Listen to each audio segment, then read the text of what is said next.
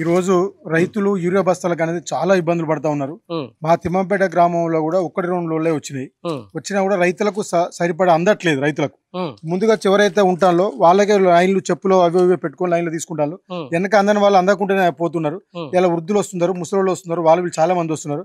వాళ్ళకి దొరకక ఇబ్బందులు పడి నరక యాతన పడి వాళ్ళ బీపీలు షుగర్ ఉన్నలు కూడా వచ్చి అడ్డం పడి అనేక నానా యాతన పడుతున్న పరిస్థితి. ఒకటేంటంటే ఒక వాస్తవం చెప్పాలంటే గత 10 ఏళ్ల కాలంలో కేసీఆర్ ప్రభుత్వ హయాంలో ఒకనాడు కూడా రైతు నిలబడి ఒక చెప్పులో కిప్పులో దాని లైన్లో పెట్టి ఉన్న పరిస్థితి లేదు. ఏ రోజు గోధుమ సహకార సంఘాలకు వచ్చినా, ఏ రోజు ఏ షాపు పోయినా యూరియా అనేది కుల్లగా దొరికేది. రైతులందరూ ఆ రోజు ఎలాంటి ఇబ్బందులు కష్ట నష్టాలు లేకుండా యూరియా తీసుకున్న పరిస్థితి. ఈ రోజు మాత్రం ఇలా బీజేపీ కాంగ్రెస్ ఈ రెండు ఒక నాటకం ఆడుతూ ఇలా కేంద్రం మీద రాష్ట్రం మీద కేంద్రం పెట్టి ఇలా రైతులను అనేక రకాలుగా మభ్యపెట్టి రైతులను ఇబ్బందుల పాలు చేస్తున్న పరిస్థితి మనం అందరం కూడా గమనిస్తా ఉన్నాం. 13-14 రోజులకు వేయాలి పిండి. ఇంతవరకు మొత్తం పొలాలు ఎర్రబడిపోతా ఉన్నాయి, పత్తులు కూడా ఎర్రబడిపోతా ఉన్నాయి. వర్షాలు వెలిచినాయి. ఇప్పుడు మొన్న 10 రోజులు వర్షాలు పడ్డాయి. ఆ వర్షాలు పడ్డ క్రమంలో కూడా కనీసం యూరియా ఇప్పుడు వేద్దామంటే పిండి లేదు. ఇలా పొలాలకు కూడా కలుపులు తీస్తున్నారు. కలుపు తినాక పిండి వేయాలి. పిండి కూడా వేయలేని పరిస్థితి. ఏమంటుంటే ఒక పక్క వాస్తవంగా వస్తాయని చెప్తున్నారు. కానీ 20 రోజులు ఈ తిమ్మంపేట గ్రామంలో 20 రోజులు ఇవ్వక 20 రోజులు అవుతుంది. ఎప్పుడు వచ్చినా ఇంకా 4 రోజులు 5 రోజులు అని చెప్తా ఉన్నారు. ఎందుకంటే Aadhaar card, passbook, nano urea అని చెప్పారు. అసలు కనీసం వ్యవసాయ రంగంలో నానో యూరియా అనేది ఎంత మంది రైతులకు తెలుసా అని మేము అడుగుతున్నాం. ఈ పాలక వర్గాలు ఈ నానో యూరియా గురించి కనీసము రైతులు ఎక్కడన్నా ఇలా వ్యవసాయ అధికారులు కానీ, రేపు ప్రజాప్రతినిధులు కానీ, లేకపోతే వ్యవసాయ శాఖ మంత్రి కానీ ఎక్కడన్నా నానో యూరియా వాడండి రైతులకు దీనికి బెనిఫిట్ అని చెప్పి ఒక్కనాడు కూడా ఎవరికి చెప్పిన పాపాన పోలేదు. అయితే రైతులకు ఇప్పుడు పాస్బుక్, ఆధార్ కార్డు పట్టుకొని వస్తే 2 ఇస్తున్నారు. 2టికి ఒక లింక్ పెడుతున్నారు. నానో యూరియా ఇస్తే ఈ బస్తాలు ఇస్తాం అని చెప్పి. ఇది ఎప్పుడు కూడా గత 10 ఏళ్లలో ఎప్పుడు కూడా మీ ఇట్లా లేదో ఎప్పుడు చూడలేదు. ఇప్పుడే ఈ సంవత్సరం ఈ 2 సంవత్సరాల నుంచి చూస్తున్నాం. రైతు వాస్తవం బయట కొన్ని గ్రామాల్లో దొరుకుతున్నాయి. ఇవాళ మనం ఇప్పుడు మిమ్మల్ని తీసుకోపోతా నేను దుగ్గొండిలో ఒక 2-3 నెలల కింద స్టాక్ వేసుకున్న యూరియా ఇవాళ ఏవో గారు ఈ రోజు ఏవో గారు ఆగ్రోసులకు ఇక్కడికి రైతులు పోతా ఉంటే ఇక పొలం దగ్గరనే పోయి తెచ్చుకోండి, అక్కడ స్టాక్ ఒడగొట్టమని చెప్పే పరిస్థితి ఇవాళ ఉంది. దళారుల దగ్గర అక్కడ వాళ్ళు 300, 320 బ్యాగుల 350 కూడా అమ్మే పరిస్థితి ఈ రోజు ఉన్న పరిస్థితి. ఎందుకంటే ఈ రోజు వ్యవసాయ శాఖ మంత్రి ఒకటి చెప్తాడు. ఏం చెప్తాడు? కొరత ఉన్నది వాస్తవం, లైన్లో రైతులు నిలబడతాను ఆయన చెప్తాడు. ముఖ్యమంత్రి ఏమంటాడు? కొరత లేదు, ఏం లేదు, అంత కావాలండి ప్రతిపక్షాలు చూస్తున్నా ఆయన చెప్తాడు. నిన్న వరంగల్ జిల్లా కలెక్టర్ ఏమంటది? లైన్లో ఎవరు నిలబడదు, బస్తాలు వస్తాయి అదని చెప్పి నిలబడదు. నిన్న చంద్రపేటలో అదే జరిగింది. చంద్రపేట అదే జరిగింది. రైతులు అందరికి ఇప్పుడు వచ్చిన వాళ్ళందరూ టోకెన్లు ఇస్తే ఈసారి వచ్చిన వాళ్ళకు మళ్ళీ నెక్స్ట్ సారి ఇవ్వకుండా ఆ టోకెన్ పట్టుకు వస్తే మళ్ళీ వాళ్ళకి ఇచ్చే పరిస్థితి ఉండాలి. కనీసం రేపేళ్ళుండి వస్తే ఇప్పుడు మళ్ళీ ఇప్పుడు వర్షాలు పడకపోతే ఇప్పుడు పత్తులకు మొత్తం బీలు అంటే ఎండిపోతున్నాయి. ఇలా యూరియా వేయలేని పరిస్థితి, మందు కట్టాలు వేయలేని పరిస్థితి. పొలాల కంటే ఇంకొక కనీసం 4-5 రోజులైనా వస్తే కొద్దిగా వాటర్ ఉంటాయి కాబట్టి వేసుకుంటే కొద్దిగా ఉపయోగం తప్ప ఈ మిట్ట పంటలకు మాత్రం ఎట్టి పరిస్థితుల్లో అది లేకపోతే ఇలా పత్తులు కంటే గూడ రావడానికి కానీ, లేకపోతే ఇంకా కాయ రావడానికి, పూత రావడానికి, పచ్చదనం రావడానికి కూడా ఇలా లేదు. ఇప్పుడు తీసుకొచ్చి 15-20 రోజులు అవుతుంది. 2 సార్లు అయితే పంట పండుతుందా? ఇప్పుడు కనీసం 3 దఫాలుగా దగ్గర ఇస్తే పంట పండే పరిస్థితి ఉన్నది. దీనికి కావాలని బ్లాక్ మెయిల్ చేసి ఏమైనా చేసుడు తప్ప దీంట్లో ఏం చేసేయలేదు. ఇప్పటి వరకు బ్లాక్ మెయిల్ చేసి ఎక్కువ చెల్లి వస్తాను 15 రోజులకు వస్తుంది అంటాను. 15 రోజులు వచ్చాక పుణ్యకాలం అయిపోతుంది. ఇన్ని రోజుల దాకా వర్షాలు పడ్డాయి కాబట్టి మాకు ఊరిలో దొరకక చాలా ఇబ్బంది పడి రోజు అక్కడి నుంచి పొద్దున 4 గంటలు తెస్తే సాయంత్రం దాకా చెప్పులు లైన్ పెట్టుకుని ఉండవలసి వస్తారు. ఉంటే 2 బత్తాలు ఒక బత్త ఇస్తారు, మళ్ళీ ఇచ్చిన వాళ్ళకి ఇచ్చు లేదు. ఇది పరిస్థితి. 4 ఎకరాలకు ఎట్లా వేయాలి? 2 బత్తాలు ఎక్కడ వేయాలి? ఎట్లా పండుతుంది? మాకు సాధ్యం అవుతుంది ఇది? ఎట్లా మళ్ళీ 4 ఎకరాల్లో గిన్నె ఇవ్వాలి. ఇదేంటి మీరు చూసిలా? ఆధార్ కార్డు తీసుకోండి, నాకు 3 ఎకరాలు 3 బత్తాలు ఇవ్వాలి. ఎకరాలు అదే దామాష ప్రకారం వేయాలి కదా. మరి ఎట్లా వస్తుంది మాకు?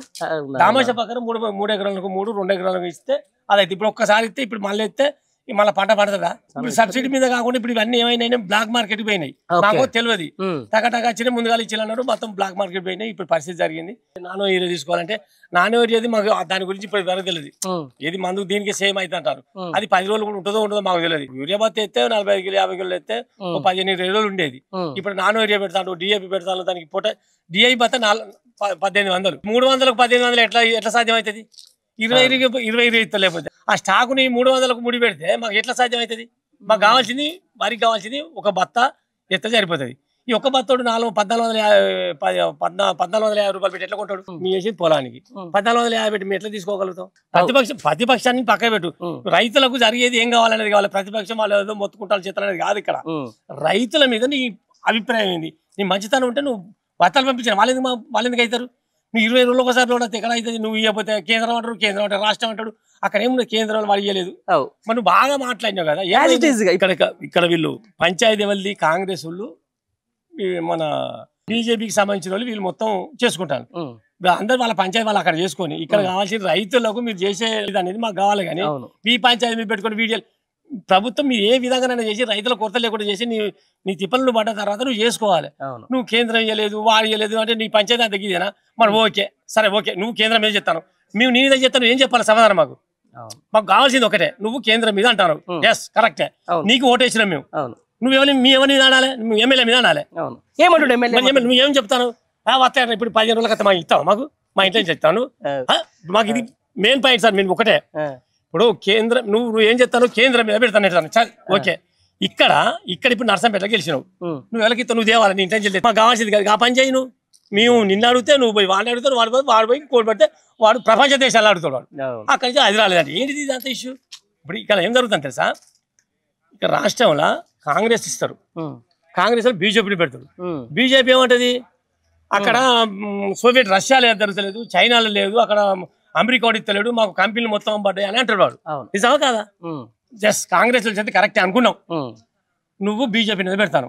బీజేపీ ఏం పెడతాడు? రష్యాలో జరుగుతుంది, ఇది జరుగుతుంది, ప్రపంచ దేశాలల్లో మొత్తం జరుగుతుంది వాడు చెప్తాడు. మరి మేము ఎవరికి పోవాలి? రష్యాకి పోవాలా, సోవియట్ పోవాలా, చైనాకు పోవాలా, ప్రపంచ దేశాలకు పోవాలా? మాకు కావాల్సింది యూరియా, నువ్వు ఇచ్చేది మందు, మేము పెట్టేది తిండి. నువ్వు ఇక్కడ ఏమన్నా వచ్చినావు? మీకు ఇది తాళితలు వచ్చినావు, వచ్చిన హామీలు ఇచ్చినావు, 420 హామీలు ఇచ్చినావు. ఏం చేసినావు? 200 హామీలు ఇచ్చినావు, ఒక్కటనే జరిగిందా? బియ్యం అన్నావు, రేపు పొద్దున మేము ఊరియపోతే ఎక్కడి చెల్లిస్తావు? బియ్యం సన్న బియ్యం ఎక్కడి నుంచి వస్తాయి? ఇప్పుడు రేపు పొద్దున రాదు. ఓహో అది రాలే, ఇప్పుడు అది ఉన్నది. ఇప్పుడు ఇక దాదాపు 70% రాలే, అది రాలే. రైతులకు 70% రైతులకు ఇప్పుడు 2 లక్షలే కదా. ఇదెందుకు? మా తిమ్మంపేట్ల ఎవరన్నా కానీ మా తిమ్మంపేట్ల 2 లక్షల రుణాలలో 70% రాలే, 30% కూడా రాలే, 30% వచ్చినాయి. మేము 2 లక్షల లోన్ ఉన్నాం, 2,20,000 ఉన్నాం. 2 లక్షల లోపల 2 లక్షల లోన్ ఎక్కడ ఇచ్చినావు చెప్పు? నువ్వు ఎక్కడన్నా ఉన్నదా? నువ్వు 2 లక్షల లోన్ ఇచ్చినవా? నువ్వు ఏది ఇచ్చినావు చెప్పు? గ్యాస్ కూడా 30% కూడా ఇవ్వాలి, గ్యాస్ లో కూడా 30% ఇవ్వాలి. నువ్వు గ్యాస్ లో కూడా 30% ఇవ్వాలి. ఇను మాకు ఇవన్నీ వద్దు, ఈ కరెంట్ వద్దు, గ్యాస్ అది అని తీసుకు. మీ రైతులం నువ్వు బత్తాలి, ఎకరానికి 4 బత్తాలు 3 బత్తాలు ఎక్కడి నుంచి ఇస్తావు? ఎక్కడ ఉన్నది? నువ్వు ఇచ్చినావా? ఎకరానికి మాకు 4 బస్తాలే, ఒక బస్తా డిఏపి, 3 బస్తాలు యూరియా పడుతుంది, ఒక పొటాష్ బస్తా పడుతుంది. మాకు కావాల్సింది కేంద్రం మీద పడతావు, కేంద్రం పోయా, అమెరికా మీద అమెరికా పోయా, ఢిల్లీ మీద పడితే మాది ఏంటి? మా కోస రైతులది నీ శాత కాకపోతే అప్పుడు ఇవ్వకో. మాకు ఇప్పటి వరకు కూడా వ్యవసాయ రుణాలు మాఫీ కాలే, కరెంటు బిల్లు 30%. ఇప్పుడు ఎక్కడ ఏ ఊరికి కాదు, ఏ ఊరికైనా ఆ ఎమ్మెల్యే కానీ ఆ ముఖ్యమంత్రి ఎవరన్నా కానీ ఏ ఊరికి పోయినా కూడా అయ్యా నువ్వు పర్వాలేదా అని చెప్తాం. ఇప్పుడు కొత్తగూడెం పోతాం, లేకపోతే ఇక్కడ పోతాం, ప్రాజెక్టుల కిందకి పోతాం, ఎక్కడికైనా పోతాం. యూరియా సరిపడా వచ్చిందా? వస్తే లైన్లు ఉన్నాయా? చెప్పులు పెట్టిల్లా? చెప్పులు వేస్తారా? చెప్పులు ఉన్నాయా? చెప్పులు మెడకెత్తారా? చెప్పులు లైన్ మీద ఉన్నాయా? అది ఉండేది రైతులకు కోపం.